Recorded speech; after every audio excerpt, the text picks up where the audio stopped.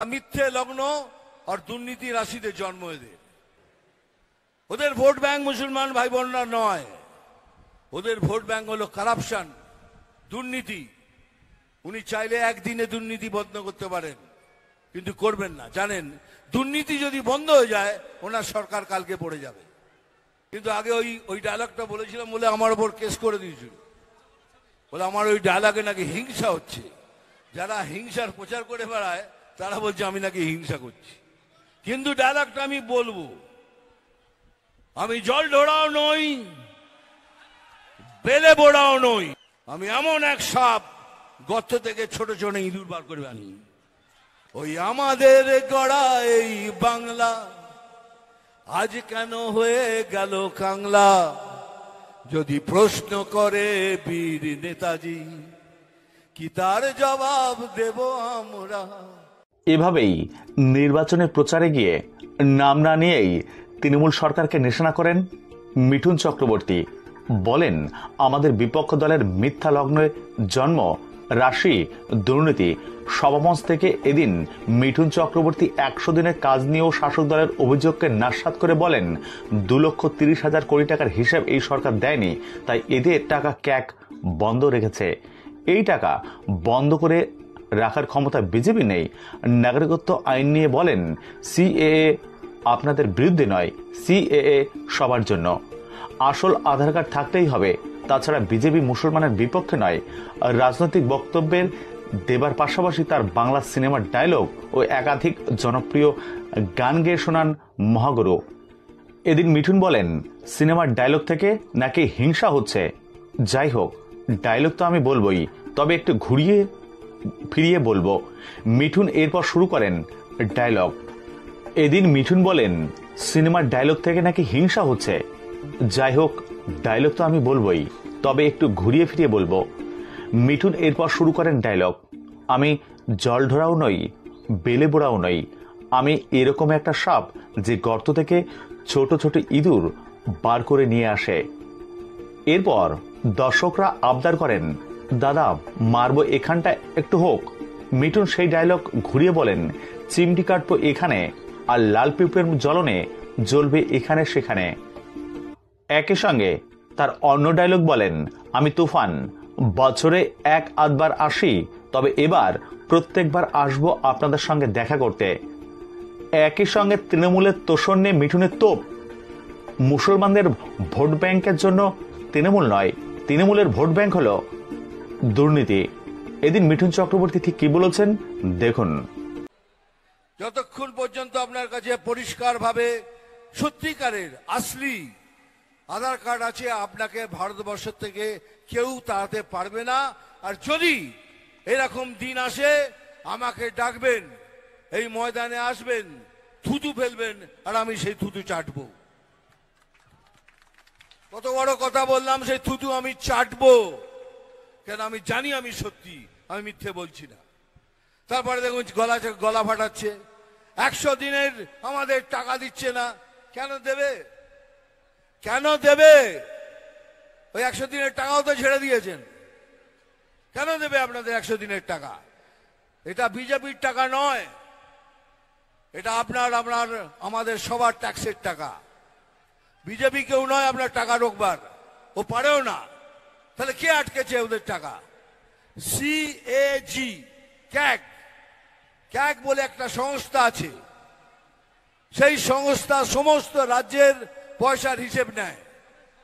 তারা লিখে দিয়েছে পশ্চিমবঙ্গের হিসেব মিলছে না, তাই এখন ওদের টাকাটা স্থগিত রাখুন। কিন্তু মিথ্যে বলে যাচ্ছে 100 দিনের আমাদের টাকা দিচ্ছে না, 100 দিনের টাকা দিচ্ছে না। দাদা মিথ্যে লগ্ন আর দুর্নীতি রাশিতে জন্ম এদের।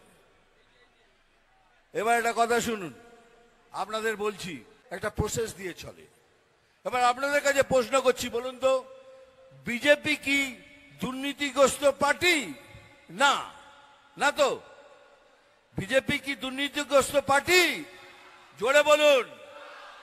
এরা কি গরু চুরি করে? এরা কি বালি চুরি করে? এরা কি বিদ্যা চুরি করে? এরা কি রেশন চুরি করে? তাহলে ভাবুন এরকম একটা পার্টি, স্বচ্ছ পার্টি, আমি কোনো পার্টির নাম নিই না, কোনো ক্যান্ডিডেটের নাম নিই না। তারপরে আমাদের অপোজিট একটা পার্টি আছে, বলুন সেটা দুর্নীতিগ্রস্ত পার্টি কিনা? হ্যাঁ, জোরে।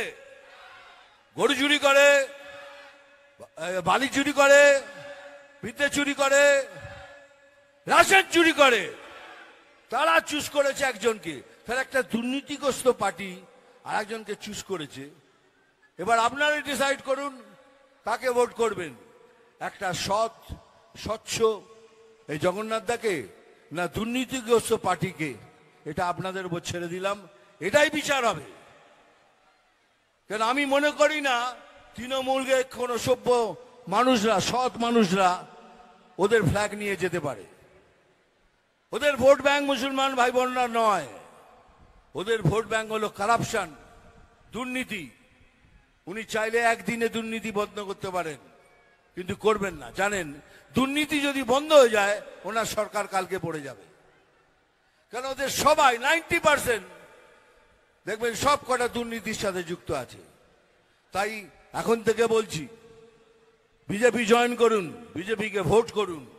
আমি কথা দিচ্ছি, প্রাইম মিনিস্টারের হয়ে কথা দিচ্ছি যে আমরা একটা সুন্দর বাংলা আপনাদের প্রদান করব।